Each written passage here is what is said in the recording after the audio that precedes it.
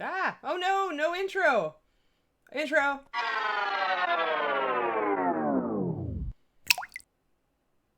This is what I get for not testing all my buttons beforehand. Blooper morning. It's a Monday. It's definitely a Monday, isn't it, everybody? It's so Mondaying, even though it's not a Monday. It is a Monday. It's a Tuesday Monday. A Monday Tuesday. A something or other. Hey, peeps. Good morning, Kerniko and D. Clearman. On the road to Tiamat. I feel like that needs to be accompanied with a song. But I'm not quite in, like, I don't think I'm a little scratchy this morning. I'm not going to sing it. But the On the Road to Tiamat definitely needs to be a song for, like, D&D the musical. Hello, Planer, and Hyrulean guy. I have not seen you before, I think. Are you new? If so, welcome. And Will Warren Rana. Will. I'm just going to call you Will. Or Warnana, or Rana, or something. I don't know. If you prefer something, let me know. Hi, Inara, yay, Astro Squee, and everybody, and Shadows Spawn. I called you Shadow Spawn instead of Shadow Pants. See, I'm learning. Oh, he did a good job. Look, he did the underscores to change it to kind of separate it. Yeah, Shadow yeah. Pants the Assassin. Yes, yeah. Shadow Spawn. Hi, Good Jay. Hi, call, Shadow Francis. Spawn. Hi, Jay Slugger. And, oh, Margaret. It's On the Road to Tiamat. Well, you do have to come up with a song, I think, for On the Road to Tiamat. It's a I happy little liked song.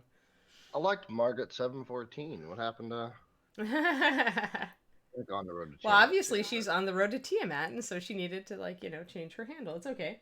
Hey, Purple Geekness. Hey, Nomad Zeke. Hey, Zero. Hey. Alrighty. Cool. Oh, okay. Will is fine. Will works then. Oh, hey, Uh, Everlina. that's okay, How's Everlina. I'm not yeah, awake either. exactly. How's the baby by the way, Everlina? Oh, She used to hang out in my her and her husband used to oh, hang out in my couple of streams that I did recently. oh, cool, cool. Oh, you started making streams, and so On the Road to Tiamat is your stream, Margaret. That's cool. That's cool. Yeah, I'm not awake either, Everlina. I mean, I should be, but as usual, I'm a little slow this morning. The coffee hasn't quite kicked in. They say it takes a half hour, or sorry, the tea hasn't quite kicked in. Morning, Sentimental. Morning, Mathophile. Good morning, good morning, good morning. All right, so today I really debated because I was like, I don't really have like a huge concept for the Spirit Beast base. And then I was like, well, maybe I'll do some water. Maybe I'll sculpt some water. Maybe we'll do that. So I kind of got that into my head. And then I was like, okay, we'll try it. We'll try it, I think. So we're going to do some sculpting on a base today. And I'm also just going to talk about base composition a little bit. Because I dug out other models to work on that I am excited about, but then I was like, well, but I suppose I told you guys I would work on basing and spirit beasts, so I should do it. Therefore, I'm here, and we are going to Thank do you, it. bookend kitties. Bookend Kitties, you have the best name. Like, awesome. Like, I love that, and thank you for the resub. I love Bookend Kitties. That's so cute. So cute. Yeah, more basing. We may even go back to Frost Giant tomorrow. Like, we may have kind of a basing week because I really have kind of I kind of stalled out on Frost Giant, so I need to get back on her. And I'm finally getting some ideas as to what I want to do with the top part of her base. So we may do that. Hey, Heather. Oh, good. Yeah, yeah, there are definitely mold lines, and I'm definitely gonna have to touch up at least one. But for now, Spirit Beast is like ready to saunter forward, I think. And I'm gonna have, well, I can still paint spots on this side. It's not too hard. But yeah, I'm still working on Spirit Beast, and Spirit Beast actually, I probably foolish to try to do the base before I paint the tail. But I can always paint the tail separately and peg it in. So that's kind of my plan, my evil plan. Here, let's go over to Cam. There we go. Hey, Jedi Jared, thank you for the resub. Fantastic. Morning, Stephanie. Yeah, Mathophile, honestly, sculpting with green stuff for basing is one of the easiest ways to get into green stuff. It's like a really good practice to learn the qualities of green stuff and when to work it and how it holds shapes and when it really starts not to hold certain shapes. So doing green stuff basing is indeed one of the best ways to do that. So that's what we'll talk about that today. Because I thought about it and I was like, I want to do something that's not standard. Because at first I thought about a forest base and I was like, that's kind of boring. So I think I'm going to look up, and again, whenever you're doing natural anything, you should look up what you're looking for. So I want to look up rocks in a river, and I want to do images, and I want to see if the Google image search has anything for me. And the thing I'm looking for is how water looks when it goes around rocks. So I'm looking at that, and I can see that water kind of, when it hits one end, it kind of dips down, and then there's probably a wave like kind of like going that way, and it's got some white on the underside, and there's a shadow. So I like that whole kind of swooping down motion that the water does when it bumps up against this end of the rock. So I'm going to try to duplicate that. And then there's a little bit of splooshiness here, kind of around the edges of the rock. So that's good. This is exactly the sort of photo that I hoped I'd find. You can also look at, like, that's another good one. That's interesting. You find a lot of good stock photos, but essentially it usually will kind of dip down as it gets close. It'll be some splashes. There may be some counter splash like that, where it's just kind of bumping up against the rock. And then you've got this, you've got that sploosh, that characteristic sploosh as the water kind of comes up and goes down as it goes around the rock. And you can also get some sploosh on the other side. But so that's what you're looking at. And sometimes there's a bit of a trough too under the leeward side of the rock. So this is great. This is exactly the kind of photo that I looked for. And you want this sort of thing when you're doing water, because you have to really hit water correctly as far as shape goes to get it to look like water. So you do want to study photos and find a good representative photo of the kind of base that you're trying to do, so that you can get the shapes right and the movement right on water. Because otherwise it is not going to look right. Not quite. Actually, the best, most masterful water I've ever seen is actually, and mark your bingo card, John, is actually my boyfriend David's mermaid, which I don't know if you guys saw, but I am totally able to steal it because it's here in the room with me today because we were taking some photos of it. Let me see. Let me see if I can get it under camera. Hold on. I'm going to steal David's model.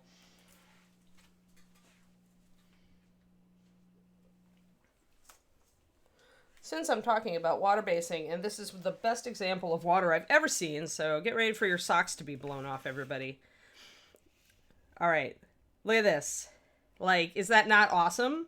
This is resin, a resin pour. He made a shaped base with like press mold that was water shaped, and then he poured the resin into it. It took him, I think, 3 tries to get the color and the translucency correct. He actually drilled into it from the bottom and painted the inside to make it look like this base is going down into it. So, like, yeah, this is like pro level, right? And he had never done this before. This is why I hate him and love him at the same time. But if you look at it, what's key about this is that he studied ocean waves and he's created exactly the right shapes, right? So you can see the water is moving. You can see that it's splashing. You can see the dip before it comes up. It's even better in the back, where he's got this hollow where the water is rushing between these 2 projections. And then he's got a bit of a dip here. So he's got a bit of a splash here and dip down there. So this is honestly the best water I've ever seen as far as ocean moving water. Yeah, exactly, Heather. Took so many pics at ReaperCon. We have a new photo set up, so we're taking pictures of her. So here's her top part, just so you all can see. He's got a couple of awesome tattoos on her too. So yeah, so this is an example though of how you really need to look at water. And then there's the barnacles. Yeah, dude's a keeper. Xandercles, that's awesome. I'll let him know. But yeah, so that's so this is just a really good example of why you really need to kind of look at the movement of water if you're going to make water look natural, right? So that's just happen to have a perfectly awesome world-class example of that right next to me. So I thought I'd grab it. Yay. He also has been working on his blog about how he did that, guys. So I think it's Light Miniatures. So if you go over to David's website, his blog has the entry of how he did the water, if you are curious. All right, so that said, the first thing we want to ask ourselves is, what size of base are we using? This is actually important. Alrighty. So really what you're looking at, and I've given kind of this formula before, but this is a little bit different.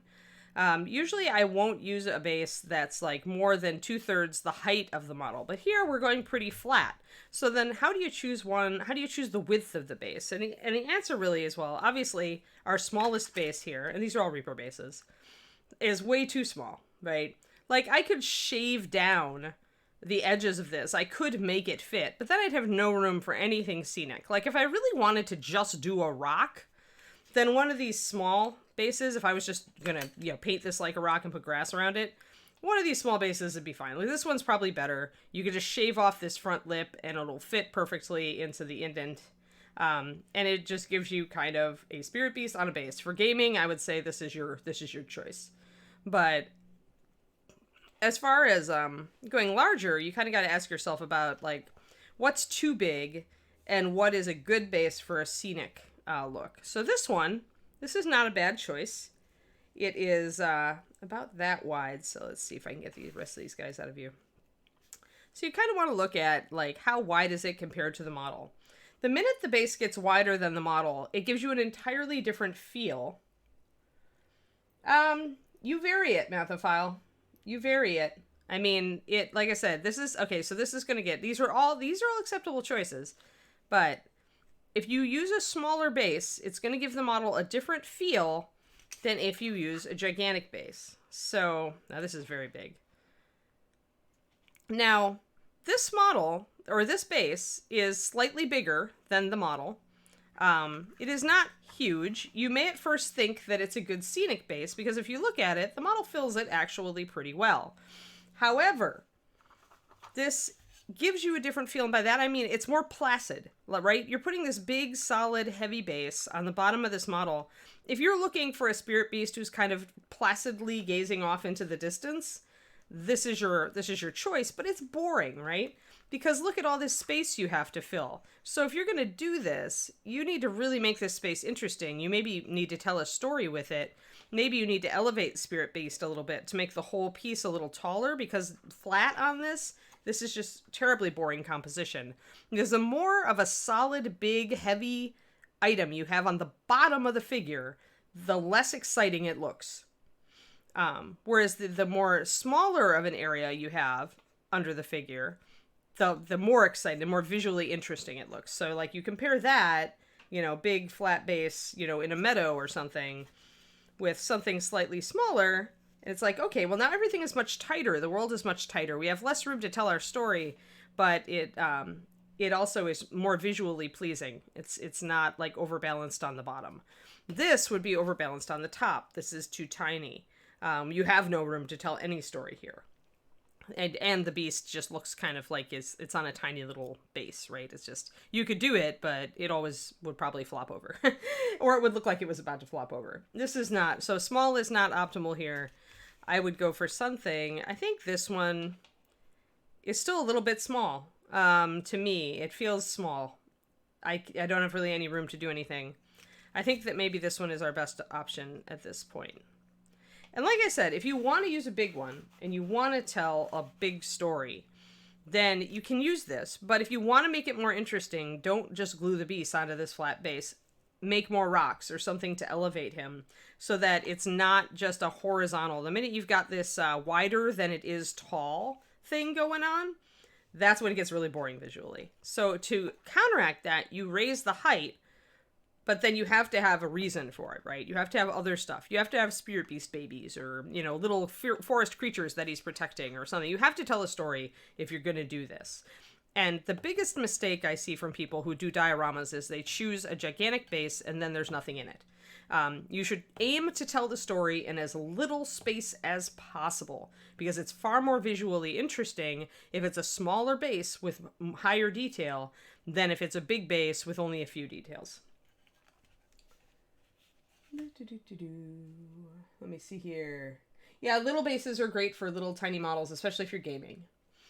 But yeah, it's rule of painting is like you could always deal with proportional rules like that. You like utilize proportional rules like that, Mathophile. It's a little different in 3D though, right? Because you can always go up, and or down, flatter. I could shave off his... If I shaved off his rock, if I had just based the Spirit Beast not on a rock, this would be absolutely the wrong choice, because he needs verticality to use a bigger base like this. So I think that's our choice right there. And then I asked myself, well, do I have enough room to do water? And yeah, probably. I have enough room for the sploosh, I think. And of course, I've got to remember that his tail comes down almost to the water. That's going to be interesting, because that's the reason for the rock, right? Is because his tail comes down and is very swoopy. So when I do sculpt my water now, I'm going to have to keep that tail in mind, unless I want his tail getting wet. Astley, I actually told Ron that we should have baby monsters for everybody. We need a hellhound baby, an owlbear baby, we need a, things like that. Chimera baby, I just think a griffin baby. I would like a griffin baby, please. But especially I would like a hellhound baby. Hey, Glorious Badger, thank you for the raid. We were just talking about basing and choosing a base that is the right size for the miniature and the story that you're about to convey. And I'm going to sculpt some water around this Spirit Beast. But first, I have to stick him down on it. So where's my glue? But yeah, thank you so much. Thank you so much. Yeah. Big yes at owlbear cubs, yeah. Well, Darksword makes some, but you can always use more monster babies. Actually, more that Darksword and somebody else makes them. I've seen several owlbear cubs.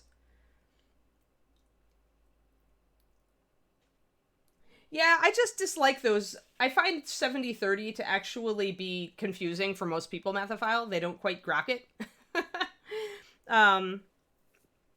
And you're a Mathophile, so you like numbers. But for me, 70-30 never made sense. I have to, look at the balance of the figure. And I would say that it's not a pure 70-30. It's there's, you're squeaking.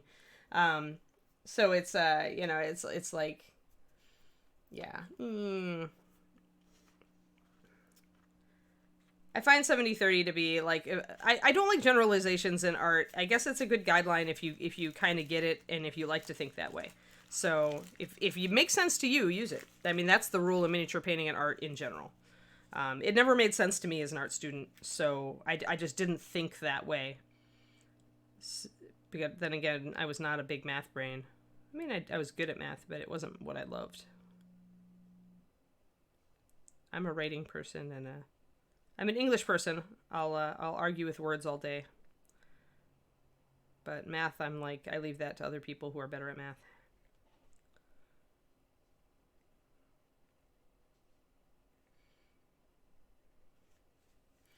Also, I've got to say that I guess I'm just, in thinking about it, I dislike formulas in art. I like people to learn to follow their gut, whether it's, 70-30 or it isn't 70-30. So we're just gently going to place him on the base. I have more or less centered him. I tried to more or less center him, and then I didn't leave him to sit long enough. I'm going to go with less water coming off the back and more water at the front. Once he sets, I'll show you guys what I mean. Yeah, it's a loose guideline, Mathophile. You're right. Dan Shan, eats, shoots, and leaves is all I have to say to you. Oxford comma.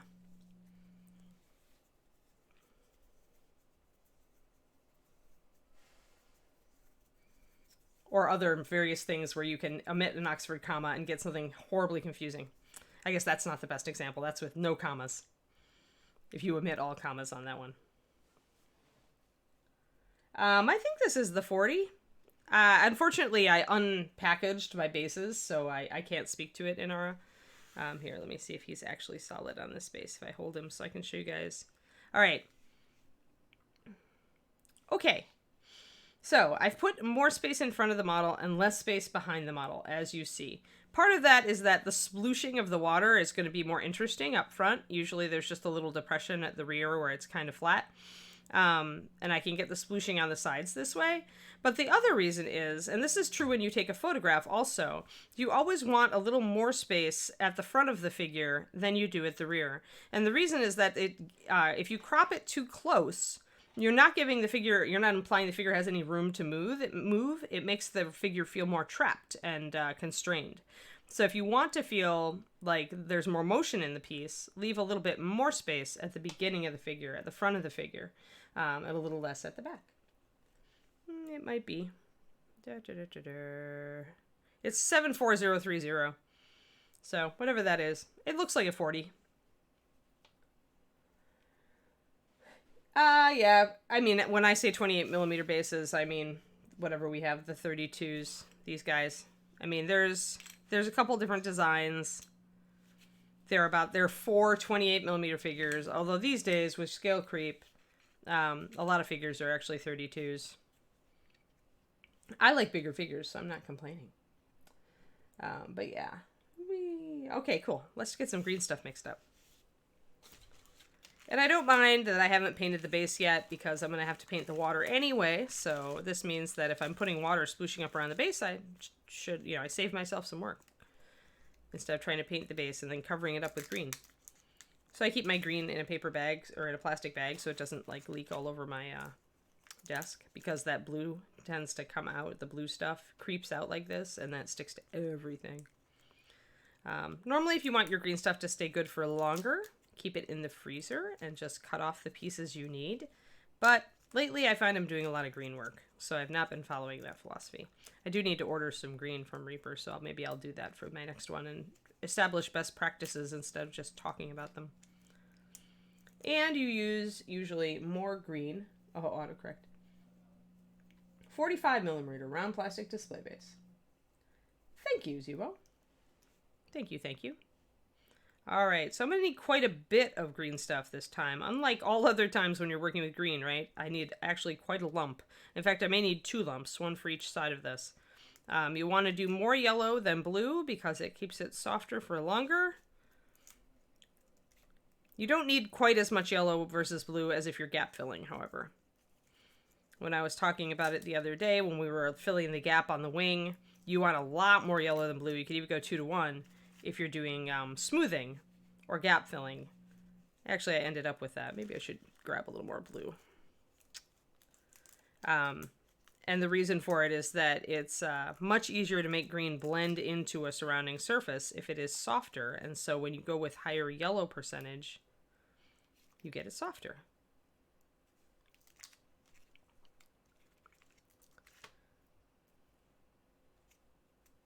Alrighty. Let's get this big glob of green all mixed up. Hey, the game's all day. Nice to see you. Welcome. We are about to try to sculpt some water on our base. And I mean, a lot of people might ask, why would I not use water effects? I can't control the shape as well with water effects, but what I was thinking of doing with this was sculpting the base with green stuff, painting it, and then using a water effects over the top, essentially, to add a level of translucency. I like that I can sculpt very well in green to get the water shape I want. And then another way to do it is just to paint it and then put a gloss varnish over it to make it shiny. All right, I think we have sufficiently greened ourselves. All right, now I'm going to say a clay shaper would be a great tool to make water work. And for those who are not familiar with clay shapers, this is an extra firm clay shaper. It is a silicone, a pretty firm silicone because it's the extra firm. And is nice for doing smooth fluid shapes. The other one I might use is Big Paddle. Big Paddle is good for flattening down stuff. So since I'm filling in a base, I can use it to tamp down my initial layer of green. Let me see if I have any other ones that I might use. Not really. Maybe Tiny Spoon a little bit for the fine details. But I think that those guys are probably going to be my best. Tiny Spoon is good for splashes. Like any small edged tool is good for kind of digging down and kind of plucking up the green. So let's start and try to do a sploosh.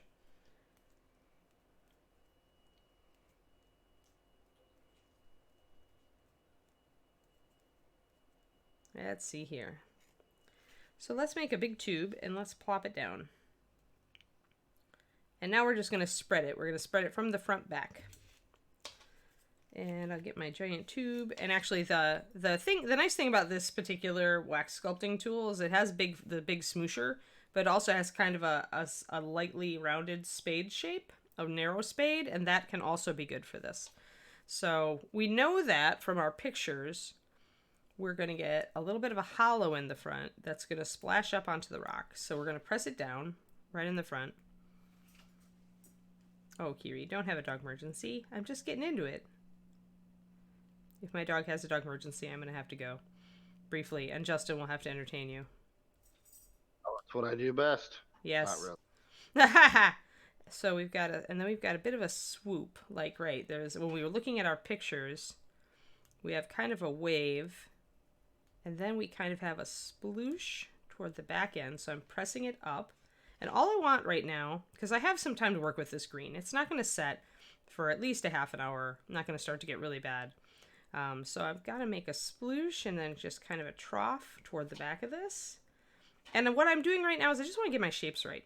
I want to fill in two objects. I want to fill in the base. So I do want to grab some of this and pull it down toward the edge and fill in this area so that I can not worry about the black base showing through. Let me grab my glasses. I was totally unglassed for this, and I need my glasses. Up, and I've got a Kiri hair. Of course I do, stuck on my base, because that's what Kiris do. They shed. They have little rocket launchers in their fur that they launch onto your miniature. I also forgot to cap my super glue. Yes, yes. Anything for puppers, yes. Smoosher, that's right. I use highly technical terms, Trashorama. You should know this. You've been watching me for a while. So I definitely have to go. I have further to go toward my edge. So I want to get that. I want to get it all up to the edge and then worry about shapes. So push, push, push, push, push. Excellent, excellent, excellent. Then I kind of want to maybe use the other side of this, the spade, to make sure that it's not too far over the base edge and to keep my rounded shape. There we go. That's a little better. Okay, smoosh, smoosh, smoosh, smoosh, smoosh. Okay, so I like that shape. I like this curling shape at the front, I've decided. And so then it needs to dip. And then it needs to sploosh. So let's bring our sploosh up. And I'm just kind of pulling it and twist like you might pull clay up. And since it's sticky, you really need to just get it to stick to your sculpting tool a little bit. And you can kind of pull it up the rock to make a sploosh. And I want my sploosh to kind of go longer at the front and then sploosh and then dip at the back. And I can leave this, I should leave this surface a little bit uneven. I should pick some clay up and make a secondary little wavelet out here, because water is not just one wave, it's many. So I'm trying to make several shapes.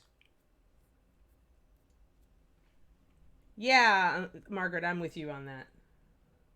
Yeah, I know, I should add a puppy cam, right? You'd all be bored, though. For the most part, she's sleeping. She was squeaking her squeaky ball earlier. That was cool. I encourage her when she does that. She gets all playful. She really enjoys this time because she can sit and snooze with me in general. All right, there we go. So now I've got some shapes coming up. Let me get this in focus. I am not being very good about focus today. There we go.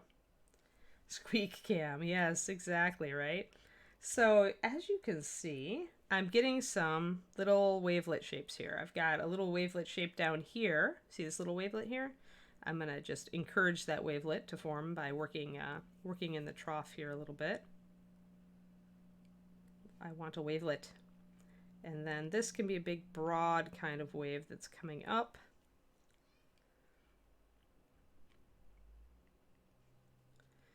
And I'm going to tamp down that wavelet just a little, and then I need a kind of a swoop over here where this wave kind of crests and has froth on it before it swoops down into a trough that goes behind the rock.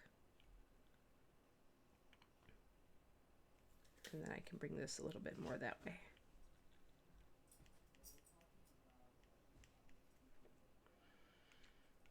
Kiwi is restless, so I'm keeping half an eye on her in case I have to run her out.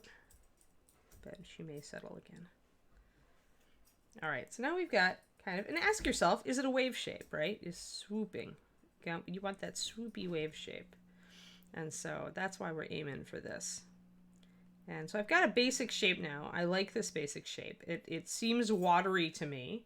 The way that it moves looks watery to me. So now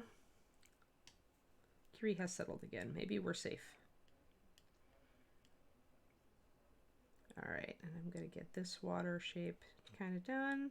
This is not quite out to the outer edge, so I need to press that out. And that's a little wavelet there. I want to kind of preserve that. All right, so I've got some little wavelets and some big wavelets. And I mostly have my sculpting tools hidden. My tool marks are hidden. So I've got kind of rough wave shapes now. Hey, God Emperor Bob. Hello. So now I can start to look at, I want to look at my reference photo just to see. All right, so good. So the splooshes really take like almost the whole thing here. We have a couple of different streams. So that's good. Let me see if I can find another good picture. That's really the best one that I'm seeing. Let me see. I had one earlier that I liked. That one. Yeah, with that sploosh there. So yeah, mostly splashes, and then it goes to smaller wavelets in the back. So all right. That works, that works. And I do see a little bit of water kind of depressed. Like this should go deeper, this particular. When it comes off of this little wavelet, it needs to be more dramatic. I think I'm going to get I like my big paddle tool actually. I was going to use the clay shaper, but now I think I want big paddle tool again because this is making a big shape. And I put a lot of water down so that I can not have my tool stick to the surface because big flat tool loves to stick to surfaces. And now, okay. What the clay shaper is nice for is to polish out like tool marks and to kind of like push things around. It actually has a surprisingly fine tip that it can work with. I do not want to blend this water into the rock. I want it to be separate, obviously, because it's a separate surface. So I've got to kind of fight against that tendency of when you smush it up against the rock, it wants to blend in.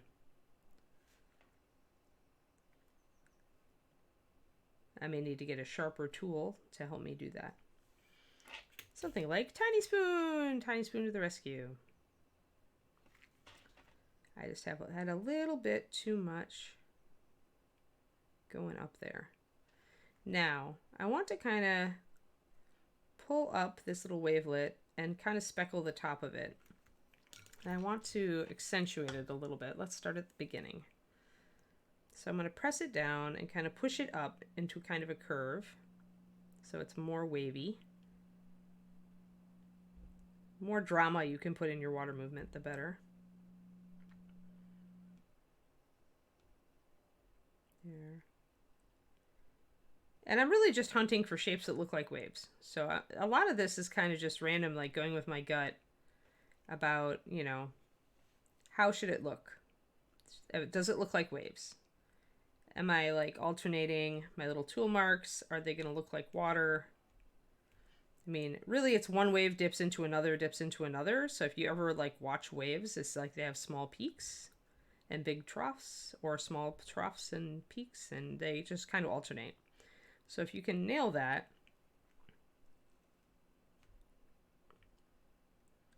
and kind of get that alternating feel, then you've got it.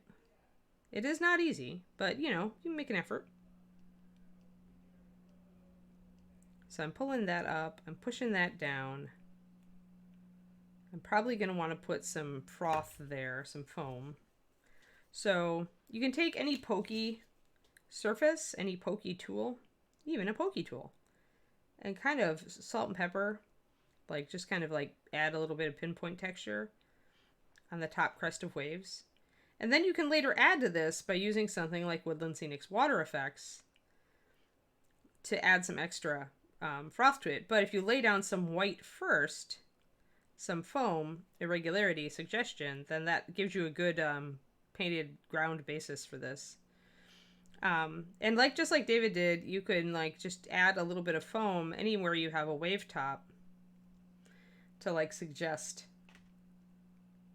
suggests that there are places where it's foaming. Now this one, this huge crest is going to be problematic. I'm going to try to use this to lift it up because I really want a nice wave shape. And so I want it to look fragmented, right? Because you know how foam looks. It's being thrown into the air.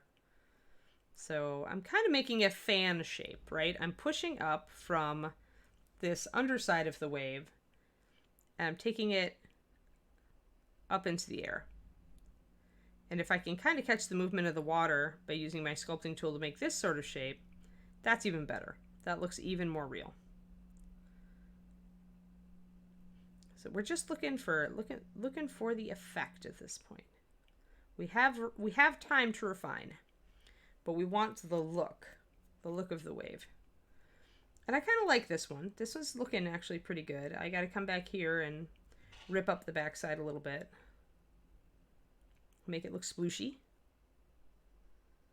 Like it's a mass of water coming up. You don't need a lot. You just need a little bit of regularity there. Maybe some suggestion of movement here. Just kind of laying some lines down. And of course, you can always come back to this with a second layer of green. If you're really not happy with how it looks, you can make it bigger, taller, wider, whatever, by adding more green stuff on once it's cured. Because it is rough. It is hard sometimes to get it correct when it's so mushy, right? It's so hard to get it to shape right. Yeah, Lake Lord, I want the poking because I want to suggest that where the foam is. And with green stuff, that's really the only way you can do it.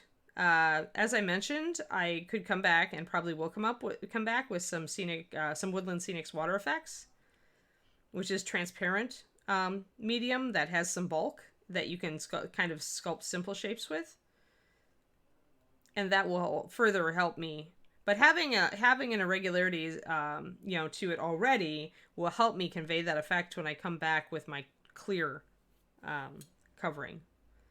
So mostly I'm just aiming right now for the general effect, trying to get my my ducks in a row here with my shapes, so that when I paint this, I can make it look suitably like water. There, that's good. So I'm trying to pay attention to wave shapes and how they look, and throw some irregularity into my water without making too many tool marks. So what I'm doing is this. Now I'm playing with these wave shapes here, which are subtle. You don't need a lot of big, you don't need to make it really, really obvious with waves. You can keep it pretty there. You can kind of see the shadows and the highlights there. You can see what I'm doing. So I'm doing really subtle little shapes down here, because the water doesn't really have a lot of foam around where it splooshes around. It's mostly just like right next to the rock where you get a lot of the foam. And I can make a little bit of foam out here around these wave shapes later on. I can paint it on if I want to, like David did on his. So I don't necessarily need to sculpt the texture in unless it's a big sploosh, and then I want the big sploosh. Pretty much just using my big flat sculpting tool to make like 3 interlocking kind of troughs here to suggest wave shapes. Yeah, I mean, there's going to be foam down here too.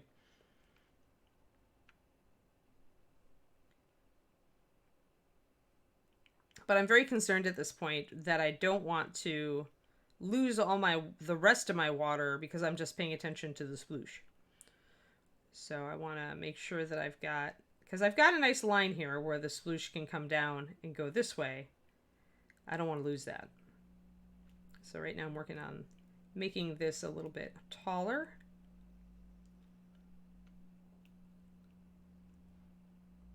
And actually, if I look at my my rock, it didn't really have a lot of a tail. It had a little bit of a trailing tail, but the water wasn't moving real fast. Like, I don't necessarily want this to be an ocean wave.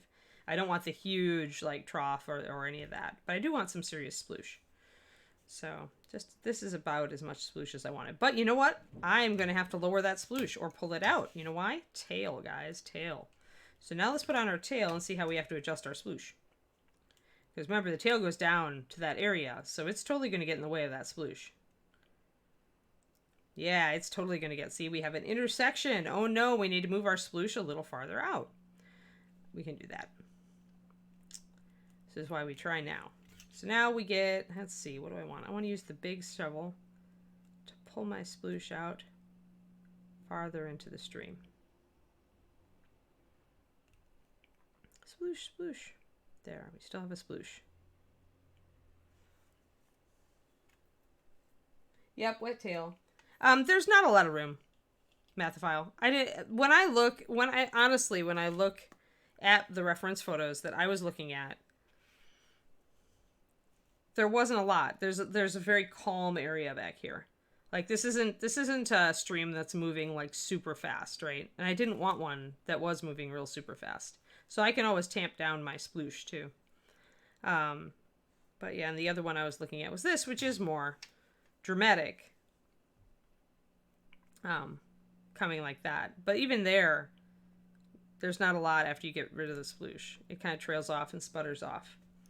So I could, but that's not really what I was aiming for. And that's why I left so little room back here, is though I wasn't planning on doing anything dramatic back here. I wanted the movement. I want the suggestion of water splashing up, which I'm going to curl this front edge now to make it more of a wave.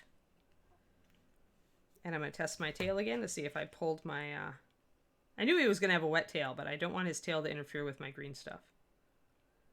So I need to make sure that the tail can slot in without... He's definitely going to get a wet tail. Look at him. Ha ha. Actually, I kind of like that. Kind of like that his wet tail is getting wet. Ha. Funny, Nudis. Oh, I was using Loctite. Yeah, Twisted Elma. It's just super glue. I mean, and which one you use doesn't matter. I tend to reach for this one or for my Zap-A-Gap. It depends on if I want a thicker glue or a thinner glue. In this case, he has a big hollow on his underside, so I wanted some thicker glue if it was going to smoosh up on the inside, and it would help to secure it. But these are the two glues that I use all the time. If I have a finer joint and I don't want a lot of splooge when I put the parts together, I'll use Zap-A-Gap. And if I have a piece that has a lot more space in between its joints where it's not very loose fit, then I'll use the Ultra Gel.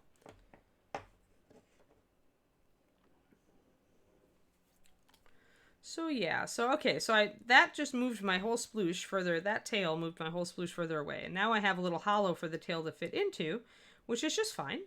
That makes this water, let's see if it looks right. I want to look at it and make sure it looks right with the tail in place. The tail is definitely interfering. Okay. Well, now it looks like the tail is the part that's getting interrupted here, since I have it actually should have another sploosh up here then if it's going to hit the tail. Maybe I need to have the wave coming up against the tail a little bit here. Hold on, let's see if I can still do that. See if I have enough green to make another sploosh coming up. Because that curl of tail is totally getting wet. So I want to suggest that there's a little bit of a splash. Like that. Shape it up. I don't want it. I want it to be swooping though, so I can't lose my water shape here where I've got this trough where I want the sploosh to come up. So I need to make sure that I keep that graceful shape. Otherwise it won't look like water.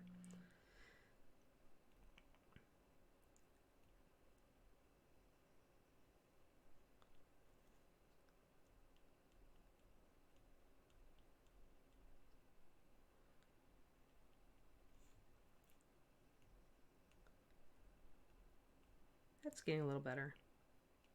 Messing with it. There, kind of pull some from the back. Oop, I got a fingerprint out on my wavelet. That's very sad. Now I have to disguise it.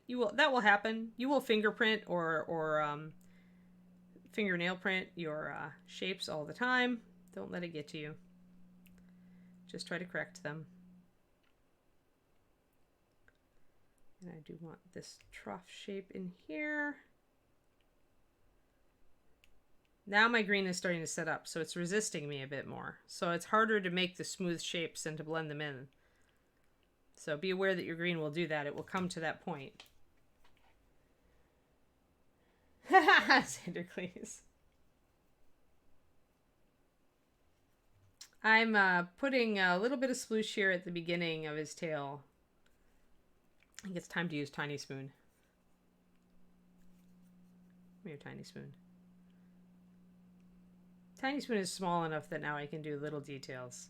So if I need to make this little curl of foam, this little wavelet kind of coming up where his tail is in the water, I can totally do that with Tiny Spoon.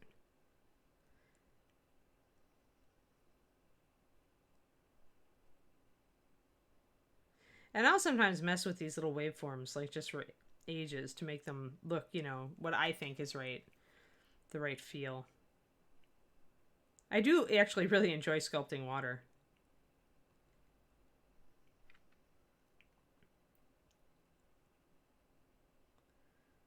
Just kind of like getting more foam on my my wavelet here.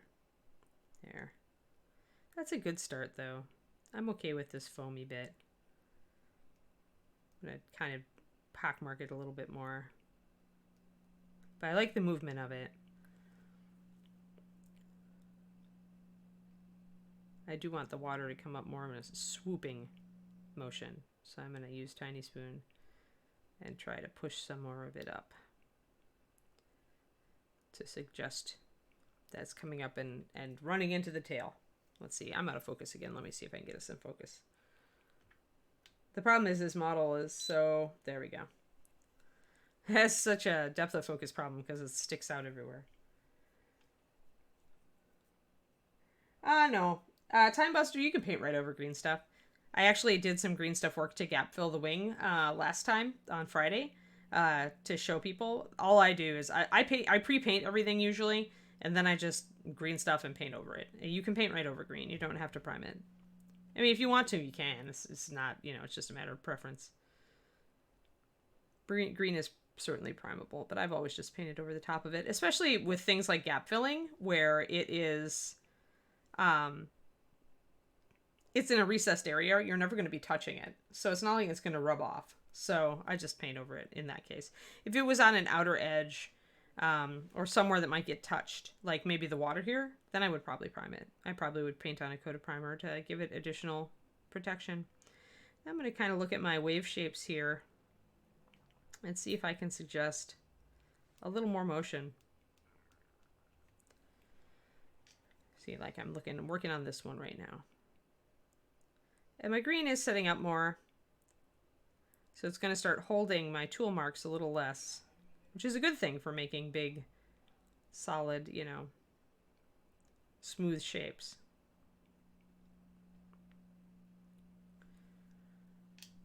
Also, when I do make tool marks, it won't hold in, they won't cut as deep, like they won't hold as deep. There'll be some elasticity to the green at this point.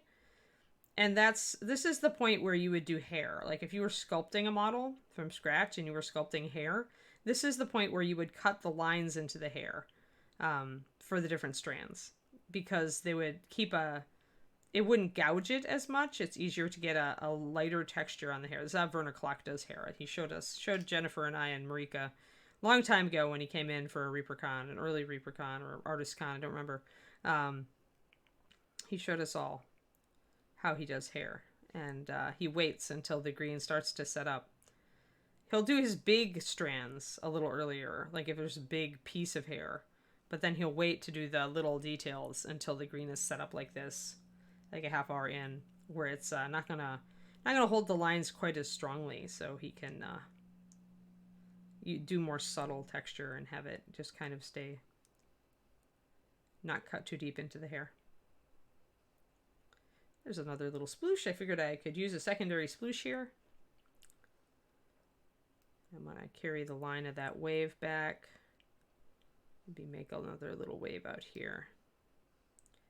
So now I've got my main shapes. I'm going to concentrate on my secondary shapes. No, I'm going to do both, but maybe not today, Margaret. Like, it depends, right? I'm going to run out of time eventually. So I'm already to almost 10:30. So we've been going for 50 minutes. But yeah, the point is to have him standing on a stone in the middle of a river. That's what I thought. That would be a nice change. It's still a natural setting. So, because I kind of think of him as a forest spirit beast, because he has got so many forest animals in him. So, or her. So I kind of wanted, there, now we're just, see how we've got a nice hollow here, where the water, because remember, it's all waves, right? Waves. So we got peak, hollow, peak, hollow, peak, hollow.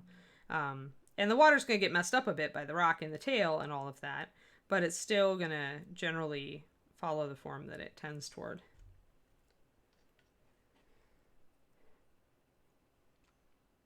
Yeah, I don't want to go too late today because I have to, today's grocery store day, and with the California still being pretty stringent on number of people in stores and all that. I don't know if you guys' states have opened up a bit more, but it still is. It turns a 45-minute trip to the store into an hour-and-a-half trip to the store, so I don't want to be out too long. And it's finally gotten nice and hot here in California. Like, you know, as living in Texas for the last 17 years, I was used to it being like 95, and yesterday it actually did hit the 90s over here. So it felt like it was proper weather. It's not summer yet, I guess, but creature. But yeah, the plan is to do water on both sides. I want to do. That's why I said I might do basing all week this week for you guys, because I want to work on this, and I kind of want to work on Frost Giant Queen, because I got an idea for how to do her top part, and now I'm just playing with it. Like, I can poke it now without leaving too deep of a thing, and I think I want to maybe suggest more of a swooping form up here, like the underside of a wave that's about to crest and crash. It's a little bit different than my visual reference, so if it looks wrong, I'll stop, but kind of want to get a little bit of that swooping motion there. Gotta be careful now, because the green is at a point where if you really get tiny bits of it separated out and you put water between them, they're going to kind of turn into little granules and rip off, so you gotta be gentle at this point of the process. And I think I want to create another little swooping form here. There we go. See, now we got more of a water feel, right? We got a little bit of a, and it's okay to go stylistic with water. I mean, you want to use a realistic reference so that you know how it's moving, but then it's okay to do like what I'm doing, like create some little kind of swoops in it, like more stylistic waves. It's okay to do that. It's always just a personal artistic choice at that point. You're not going to get super realistic water with green anyway. You'll get decent water, but not like David's Mermaid, where he used a clear resin form for that. That's very realistic water. Then I've got this little wavelet here, and it's kind of coming up and making a little crest on itself. You can see that little lip that I've got coming at the top of this one. So I can also use a pokey tool and kind of pepper that top edge, make it a little more ragged, suggest that there's some foam. Maybe even rip it up a little bit, pull it up. Then I can refine it a little. Have this foam run into that foam, so they kind of run together. Suggest there might be shapes under the water. Because that's the other thing, right, is that when you're dealing with a visual photo reference, you don't know, are there more shapes under the water causing these other waves? You can't see everything. So really is, does it look right? Does it look convincing? That's what you're looking for. And if you mess it up at this point, like, never fear, you can cut it off and redo parts of it. I mean, that's the great thing with green. I think I need a little bit more. Actually, I'm okay with this shape, this swooping shape. I think it's pretty good. You can see it there. See, I've got this kind of swooping wavy shape. That's what I want. Maybe want to bring it in a little bit more from up here too. And here I want my clay shaper because it's softer, so I don't risk leaving marks at all if I'm just kind of petting it.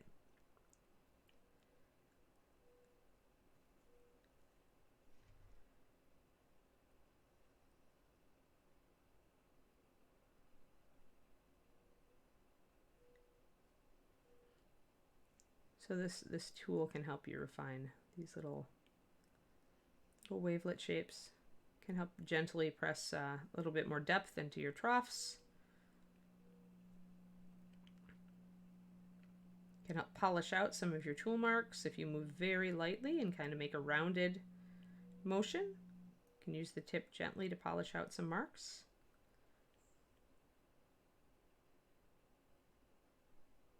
You can use it to suggest gentle, bigger shapes at this point. It's not going to make a hard line. It's just going to make a more gentle mark. So that's good.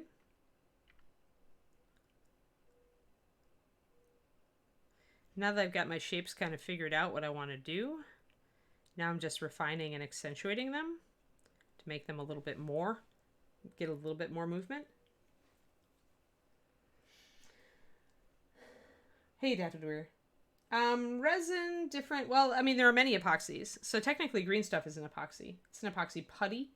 When people talk about resin, pouring resin for water effects, it's usually an epoxy methyl, you're right. Because it essentially you combine it, pour it, and cure it. Although some of it is just heatable. Some resins aren't two parts. They you just heat it up and then you pour it, and then you have to knock the bubbles out. It's just it can be really persnickety stuff, which is why David had to do 3 times on his mermaid.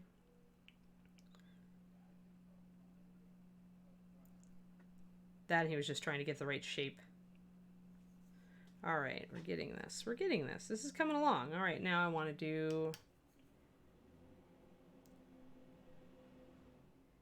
Yeah, Crispies, I didn't want to go forest. I thought forest was boring. I wanted a little more motion. The thing is that he's such a static beast, right? He's just kind of standing there. He doesn't have an action pose. So I didn't want to go forest because that seemed really to kind of emphasize the static pose. And one of the easiest ways to add a sense of motion to your model is to put a water effect on it, to put water somewhere. Water just implies motion because it unless it's a puddle, it always is in motion. And so it's a way to give a little bit of more sense of movement to a piece with a model that's very just standing there, you know. And the fact that I've got the water is even better in my opinion because it's moving. See this form? It mimics the form of the beast's tail even. So that's pretty cool. I like that a lot. Artistically, I like that. So yeah, so at this point, less realism, more stylism, trying to kind of accentuate my swooping forms. Hi, Kiri. Good girl. Hi. Hi. Can you wait a little longer? Don't interrupt the stream just a little longer. I just want this trough to be a little bit wider. Work this into here. Apparently Kiri just wanted to wake up and get pettins. You know, settle down, girl. We'll be done soon.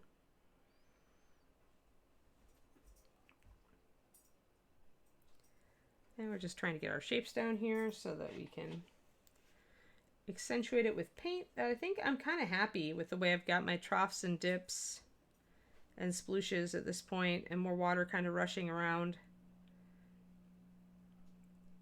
I kind of like it. I think it looks watery. I'm going to maybe smoosh more down here because we want the water to go down in the trough like you guys were saying earlier. As it gets toward the back, it's going to kind of dig under. Twistoma, he has a blog, Light Miniatures. Go to, I think if you Google Light Miniatures, you should come up with a sign. Light as in, you know, light beaming down like sunlight. He has a blog entry on exactly how he did the water base with photos. There we go. But yeah, I can bring the mermaid back real quick.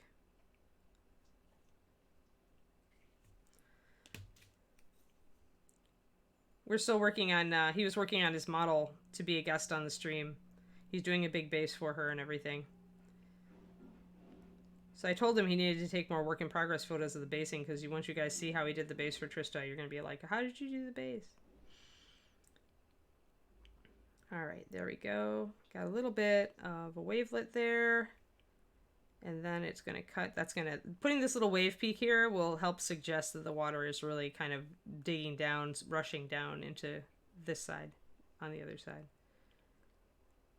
Even if it's not strictly proper. I also want to peak up this wave a little bit more, I think. So a little bit more wave foam rushing out at the crest between these two. It's trying to make all my water rush the same way. And then I can kind of dig at the top there to remind myself that I want some foam going all the way down here. And I can make this more of a shape that's rushing toward the back. So more like that. So I'm pushing this a little bit. And you see my green is still, because I used more yellow than blue, my green is still workable in a very general sense. So I'm still able to suggest broad shapes, which is important. I kind of want to raise this little wavelet up a little bit. And then I want to kind of create a little bit of a wave issue here. Got a lot of water on the figure at this point, so sometimes I can't even hardly see. And where I notice that where I'm trailing off, where I'm going to stop work for today, I am kind of like bringing the water down into more of a flat area. This will make it easier to blend in my next piece of green work, since you usually, you can't do a whole base at once necessarily. You may not have the time to sit here for 3 hours doing your entire base. And so having this edge kind of trail off into a smooth shape, even if I end up cutting some of this off and resculpting it to make it look like it's, water coming up and really hitting the rock from a couple, like splooshing here, coming up like that, this will be easy to blend in to whatever I'm doing next. It is heavy on the yellow, Zero. I almost always go heavy on the yellow because it makes it workable for longer. It's something the sculptors told me. They told me to use like a 2-to-1. Like, I think it was Bob and Julie who said that they use a very yellow heavy green. It gives you more workability. It makes blending in a lot easier. When the green is very fresh, it will be easily blendable. So I'll be able to seamlessly blend my water into this when I come back. So yeah, like that there. And it's still workable. I can still shape this wavelet, bring it up, make it look like it's really splooshing up in the air off of this rock by just working it back and forth and bringing it up higher and higher, giving it a little bit of an irregular shape. And then when I come back and add more wavelet, then if I have to cut off part of it, I can, but I'll find it very easy to blend back in. So I've got some nice wavelet shapes and nice watery shapes.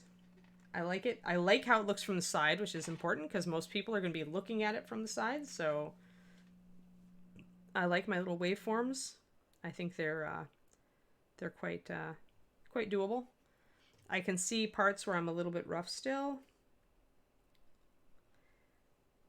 I should be able to polish those out at this point. But it gets harder as the green sets to polish imperfections out of the surface. So be aware where you might have tool marks, where you might kind of get stuck. You can always bring more fresh green back in though to try to fix those. So that's a little smoother. So yeah, no. Yeah, fanciful is what I think of when I think of this beast. So yeah, so we're doing some splooshy water. I thought also, another thing you could do, I mean, honestly, is you could put some stuff, like I could put a branch coming up out of the water if I wanted even more to suggest foresty. Or put some leaves on the rock, I might do some of that. It's just green or otherwise, if you put brown leaves on the rock or red, they're going to suggest that it's fall. Things to think about when you're basing is always give a sense of time and place if you can. So I'll be kind of thinking about if I want to suggest more forest in a different way. If I want to put like a tree limb over here or something and then put water around that. Because here we have his tail for visual interest, but on the other side we don't have a lot of visual interest. So this would be a very good place to put like a fallen tree limb and have the water coming around that too. That would be great. It would set kind of the foresty feel, right? So yeah, we could do that. And then if you did a fallen tree limb, if you suggested it was freshly fallen and you put a couple leaves on it, you could, do green leaves and suggest summer. You could do fall leaves and suggest fall. Dead leaves would suggest more wintry. It's that kind of thing. Think about where you are and when you are. That happens because it cures. Essentially, it's pre-curing, Margaret. Green doesn't last forever. That's why I always say, if you want it to last longer, freeze it and just cut off small pieces as you need them. Otherwise, it's going to cure right down this middle part. And the yellow chunks will sometimes go out. Like the yellow will sometimes have little curie chunks. Like I've got some blue stuck on there now. But there will always be cured chunks here. So that's why you see me leaving this big middle area, and I'm plucking green off of the sides. And in that way, I typically avoid having chunks, although I'll have to deal with that when I get to it. So doing that and leaving a strip down the middle. Don't ever like grab this strip down the middle and work it. You'll get chunks all the time. Hey, Melinda. But yeah, older green stuff definitely does start to cure and chunk a bit. So kind of a thing to work with. Like the best way is honestly when you order a fresh ribbon of this stuff from Reaper, put it in the freezer, keep it in its plastic, and just use a scissors. Like especially if you have a nonstick scissors, which they sell for school supply. Nonstick scissors, Fiskars titanium nonstick. Look at that. And then you can just cut off the frozen piece, and the frozen putty isn't really sticky, but you can cut off a small piece and avoid having this problem, and it'll keep it from curing as fast. Yeah, if you don't want to waste it, Faraga, that's a great idea. Like I was going to suggest too, is it's good for rough terrain. You paint over it just like everything else. If you're doing lumpy soil or rocky soil, it's just fine for that. Can be a feature, not a problem, right? Alrighty. I think we're looking pretty good. I think we've been on a little more than an hour. What do you think, Justin? Do we have a raid set up? I'm going to probably let this set at this point and then come back to it with fresh eyes and see if there's anything I want to change later. Yes, actually, we're gonna have a kind of a super special raid today, and probably the rest of the week. Really? What kind of super special raid do we have lined up? Well, if you don't know, what started today was Paizo. Oh, really? Oh, good. Excellent. Yes, so we're gonna be leading our people on over there. Don't forget though, guys. Don't forget to come back for all of our normal streams. Oh, All yeah. right. For today is Love you Josh, guys. right? We're gonna show you. We're gonna show you PaizoCon, but don't forget to also tune in for all of our shows. Hey, is Josh on today or is he still moving? Today is Tuesday. Oh, Tuesday, you're right. Duh. Well, then we have Michael Proctor. Correct, and his special guest today is not someone most people expect. I kind of want to keep it a secret, although it's going to be in the title when we go to start. Oh, okay. All right. So, super special guest for Michael Proctor. That'll be fun. Super special guest. So go to PaizoCon, but at 4 p.m. Central, come back, is what Justin is saying.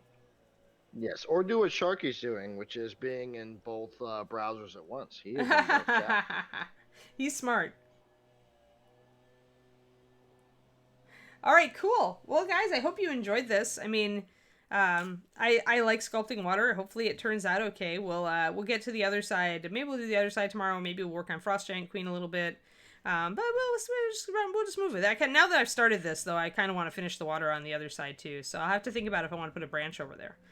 So I hope you have a great time, and go have fun at PaizoCon. Like give them a love. Say Reaper sent you. Yes, please do. Share the Reaper love. Tell them that we enjoy their stuff. Obviously, we make some of their minis and their paint, and so we definitely love Paizo. Yeah, tell them I've been using a crap ton of Pathfinder paint recently. And no, Sharky, John didn't tell me. I'm just everywhere at once as well. Justin is magical. I got like 4 monitors set up, so I'm like it's like a command center here. But anyway, thank you guys very much for showing up today. Yeah, thank you. We'll see you tomorrow. Especially with the numbers we got with PaizoCon still just now kicking off. I appreciate that, guys. Yeah, I appreciate you guys showing up for my show. Always. I love to have people to talk to and people ask good questions. You guys always ask good questions. Absolutely. You guys are awesome. Keep being awesome. Spread the Reaper love. Yes, and maybe use the Reaper raid emotes when you head on over there. Don't be too crazy with it, though. Let's be respectful to Paizo. All right, guys. Thank you very much, and we will see you today at 4 p.m. Central for Proctor's show. See you guys.